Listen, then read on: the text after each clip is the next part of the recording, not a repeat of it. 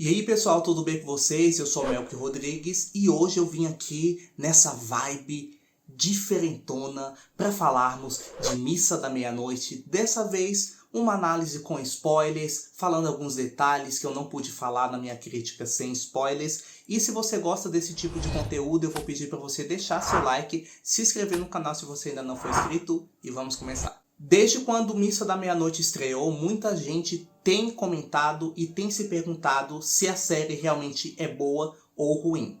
A maioria do questionamento das pessoas está justamente por conta do ritmo lento da série. E tudo bem, justificável, tem pessoas que simplesmente não têm paciência de assistir uma série com um enredo e uma narrativa um pouquinho mais lenta, e é normal. Afinal de contas, o Mike Flanagan, ele sempre trabalhou dessa forma, e até eu falei isso na minha crítica sem spoilers, que os primeiros 3 episódios eu achei que faltou um pouquinho mais de dinamismo, ou seja, tudo bem ser uma narrativa lenta, mas dava para ter aperfeiçoado algumas coisinhas ali, ou ter colocado, acrescentado alguns elementos dentro desses 3 primeiros episódios que não tornasse a narrativa tão lenta, ou até mesmo enxugado a duração de alguns episódios. Eu não estou dizendo que as coisas que aconteceram ali nesses primeiros episódios foram desnecessárias, não estou falando isso. Eu estou falando que sim, que dava para ter colocado alguns elementos a mais, nem que seja um flash forward ali, um flashback ali, algumas coisinhas, alguns elementos de narrativa para prender aquele público que não tem tanta paciência assim. Mas como eu falei, não estou dizendo que isso é uma coisa ruim, porque ao meu ver, essa série é muito impecável. Outra coisa também que vale a pena a gente ressaltar é sobre a sutileza do Mike Flanagan. A gente sabe que ele não trabalha mostrando as coisas assim pra gente, tudo mastigadinho, tudo nos mínimos detalhes. Então, certas coisas a gente começa a perceber apenas na segunda vez que a gente assiste. Na segunda vez que eu assisti essa série, eu comecei a pegar informações, a pegar alguns detalhes ali e aqui que eu não tinha reparado na primeira vez que eu assisti. Mas é justamente por isso, o Mike Flanagan faz essas coisas justamente de propósito para a gente ser forçado, digamos assim, a reassistir a série para poder entender e pegar detalhes minuciosos. Um detalhe assim que eu só reparei na segunda vez foi que o Padre Paul, ele aparece logo ali no comecinho, só que como um figurante qualquer, na hora que o Warren está ali junto com seus 2 amigos, e eles estão ali olhando e tal, o amigo deles que vende droga, né, que vende maconha para eles, e o Padre Paul está ali saindo do barco com o baú. Então, ele até tem um momento que olha um pouquinho para o lado de cá, só que até então, quando a gente é apresentado essa cena na primeira vez, a gente não sabe quem é esse cara. A gente pensa que é só um figurante que estava ali passando. E depois disso, a gente vê um plano que tem ele arrastando o baú para dentro da casa. Quando eu vi essa cena a primeira vez, eu nem dei muito crédito. Na verdade, eu nem tinha reconhecido que era o padre, certo? Então, ali a gente já percebe que o demônio, né, aquele anjo que ele fala que é o anjo, estava dentro daquele baú. Ou seja, o Padre Paul, ele voltou ali, viajou de barco e levou aquele demônio dentro do baú. Outro detalhe muito interessante também, que já aconteceu ali na metade dos episódios, é na primeira vez que o Padre Paul, ele passa mal depois de ter realizado algum dos milagres ali. Se eu não me engano, foi quando a Lisa começou a andar. Então ele começa a passar mal, ele vai lá para a casa pastoral e a Bev vai atrás. Então nesse momento em que o padre está ali passando mal, está vomitando e tal, aquelas coisas, a Bev, ela olha para a parede. Até então, a gente não deu muito crédito nessa cena porque não mostrou nada, só mostrou a reação dela e depois o padre ali atrás percebendo que ela notou algo que não deveria notar. E só lá no final, quase no final, que a gente descobre que aquele quadro, na verdade, é a foto do Padre Paul, que na verdade ele não era o Padre Paul, era o Monsenhor Pruitt, mais jovem. E ele é exatamente na figura que está o Padre Paul atualmente. Ou seja, ele meio que teve que ser obrigado a contar a verdade para Bev, que na verdade ele não se chama Paul, que na verdade ele é o Monsenhor Pruitt, e que tinha retornado de Jerusalém depois de ter recebido a bênção do anjo do Senhor, como ele pensou. Então, um pequeno detalhe aí que talvez poucas pessoas perceberam, que eu tô aqui falando para vocês. Outro detalhe também que eu percebi só depois foi quando o Riley está ali conversando com o padre, né, na reunião ali que eles fazem, e isso aconteceu depois que o padre Paul acabou matando o Joey, né?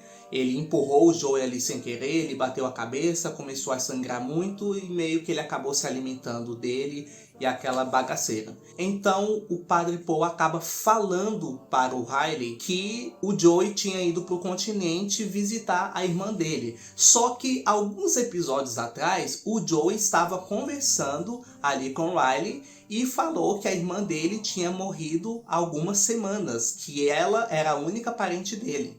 Então o Riley ficou com aquilo na cabeça, tipo, cara, não, a irmã dele, ele ficou o tempo todo com isso na cabeça. Teve até um momento em que ele iria visitar a Eren, só que aquilo afetou tanto ele que ele falou, não, vou tirar essa história a limpo e vou ver que parada é essa, porque o padre mentiu pra mim, né? Então foi o momento que ele chega lá e acaba encontrando o demônio lá ao lado e acontece aquelas coisas, que isso eu vou explicar melhor em um outro vídeo à parte.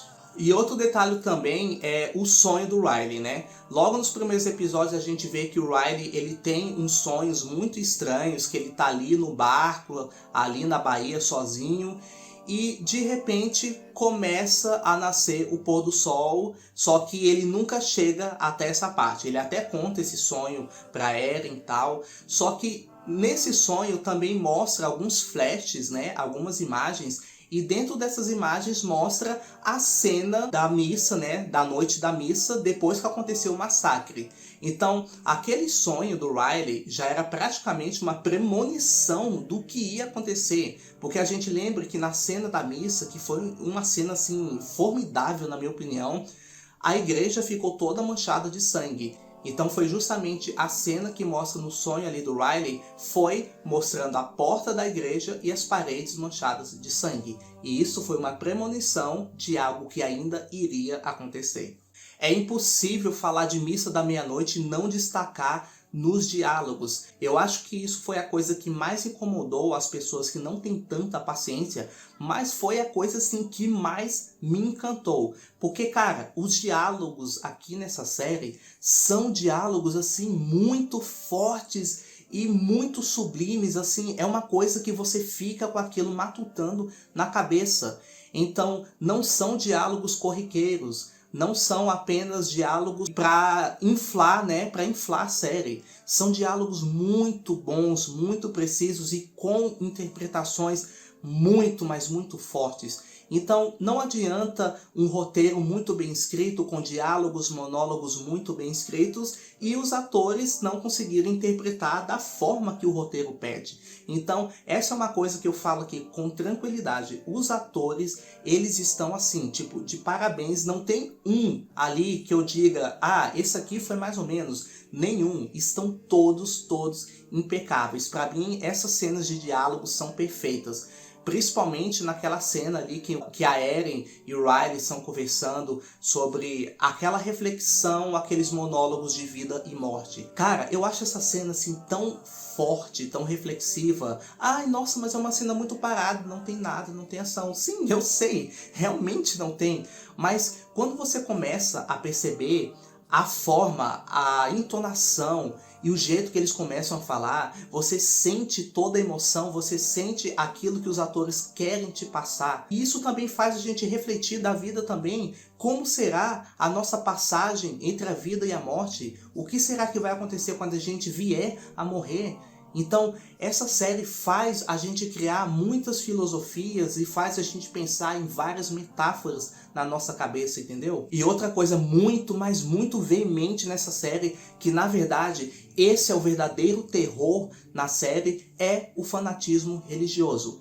Então muitas pessoas reclamaram, mas essa série não tem terror, porque eu não tive medo, e isso e aquilo. Gente, o terror nessa série é um terror alegórico, ou seja, não é aquela coisa de sustinhos, de jumpscares baratos, não. O terror aqui está justamente na atitude das pessoas. E qual é o maior exemplo disso aqui na série? A personagem da Bev.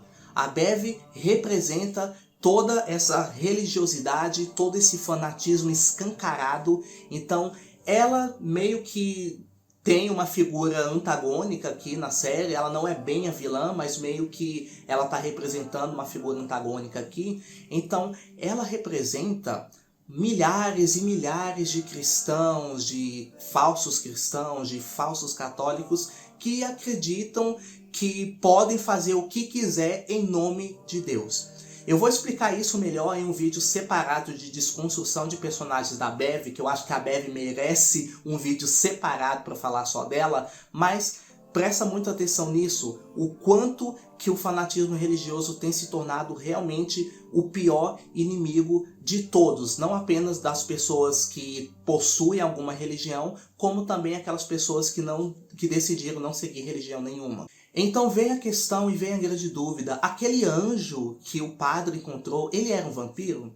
Então, eu prefiro assim acreditar que eles na verdade não quiseram escancarar esse lance de vampiro justamente porque sabia que as pessoas iriam torcer o nariz, porque essa temática de vampiro já está muito, mas muito batida e a gente sabe disso. Os meus amigos do canal aqui tem spoiler, até falaram no vídeo deles, que eles acreditam que naquela realidade ali onde eles vivem não existem vampiros. Ou seja, na verdade eles nunca ouviram falar de vampiros ali, né, naquela realidade onde eles vivem.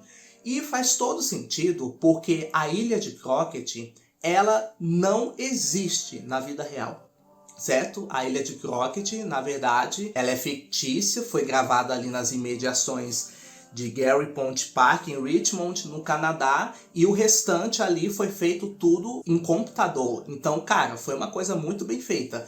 Apesar de que eu tinha vontade que existisse a Ilha de Crockett, porque eu ficava curioso como que seria visitar uma ilha ou até mesmo morar numa ilha semelhante à Ilha de Crockett, mas sem o demônio, por favor. Então sim, a gente vê que eles têm assim tendências vampirescas por conta dessa coisa de ser sedenta ao sangue e também de não poder sair à luz do sol. Mas a gente também tem que analisar que eles não têm mudanças assim nos dentes, apesar de que, beleza, mas eles sugam sangue das pessoas, é aquela coisa e tal. Eles são famintos por sangue, sim, mas eu diria que eles são pseudo-vampiros. Eu posso dizer que eles têm, assim, esse vírus, essa maldição, na verdade, é uma maldição vampiresca, mas eu acho que não é o vampiro clássico. É isso que eu quero dizer. Eu acho que não é apenas o vampiro clássico. Tem, sim, características vampirescas, mas não é um vampiro genuíno, eu posso dizer assim. Bom, e no último episódio nós tivemos uma interpretação assim, muito, mas muito equivocada, que acabou provocando a morte de todos, que foi o Apocalipse. A Bev pensou que por conta de tudo que aconteceu, ela deveria queimar todas as casas, porque de acordo com ela, o que ela falou, né, na verdade de acordo com a Bíblia, quando Jesus voltasse pela segunda vez, que iria destruir a terra com fogo. Então, ela mais uma vez interpretou completamente errado essa questão, e ela, juntamente com o parceiro dela lá, o Sturg, acho que é assim o nome dele, não tô lembrado direito, começa a tacar fogo nas casas, tudo. Então, a galerinha lá, a galerinha do bem, né, a Eren, juntamente com o pessoal, eles acabam tacando fogo na igreja e também no centro de recreação, onde seria o abrigo para todos eles. Então isso, cara, isso foi... Eu achei isso tão forte, não apenas na questão da cena, não apenas na questão de, porque queimou tudo. Não, eu achei forte por conta da ignorância da pessoa, das pessoas. Foi muito forte assim, cara, uma pessoa, para vocês verem, uma pessoa é capaz de influenciar uma cidade inteira. Olha só o que aconteceu. Todo mundo acreditou na Bev, todo mundo acreditou que essa seria a salvação e veja no que deu. chegou o amanhecer, chegou o pôr do sol e todo mundo acabou morrendo.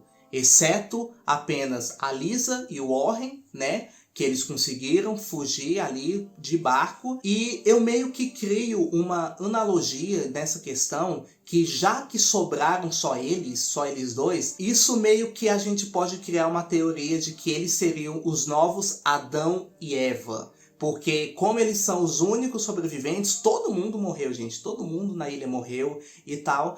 Então eu entendo que eles iriam repovoar aquela ilha. Ou seja, sobrou apenas um casal e somente eles poderiam repovoar aquela ilha de novo. É claro que isso aqui é uma teoria muito pessoal minha, então nem adianta vir aqui nos comentários dizer: nossa, onde você viu essa informação? Não vi em canto nenhum. É uma coisa que eu tô falando aqui agora e que eu acho que seja, e eu gostaria também de ouvir as teorias de vocês, que eu acho muito interessante ouvir vocês também. Bom, eu digo, cara, que essa série ela é muito, mas muito maravilhosa. Ela me pegou assim de um jeito que eu não estava esperando. Como eu falei, faltou um pouquinho mais de dinamismo, faltou um pouquinho mais até de ousadia em certos pontos, mas a série é tão boa, mas tão boa que, cara, na segunda vez que eu assisti, eu percebi o quanto que essa série é magnífica e que você precisa dar oportunidade sim. Mas assim, caso não esteja gostando, ainda tá ali se arrastando nos primeiros episódios, acha que não vai dar bom, pare, tá? Talvez não é um tipo de série para você e tudo bem, realmente essa série não foi feita para todo mundo, não foi feita para agradar geral, foi direcionada para um público bem, mas bem específico mesmo, mas eu garanto que Missa da Meia-Noite é a melhor série da Netflix em 2021 até o momento. Então é isso, galera, espero que vocês tenham gostado desse vídeo. Não se esqueça de deixar o seu like, de se inscrever no canal se você ainda não for inscrito, ativa o sininho das notificações, porque assim, sempre que sair um vídeo novo aqui, você vai ser notificado. Beleza? Beijão e até a próxima.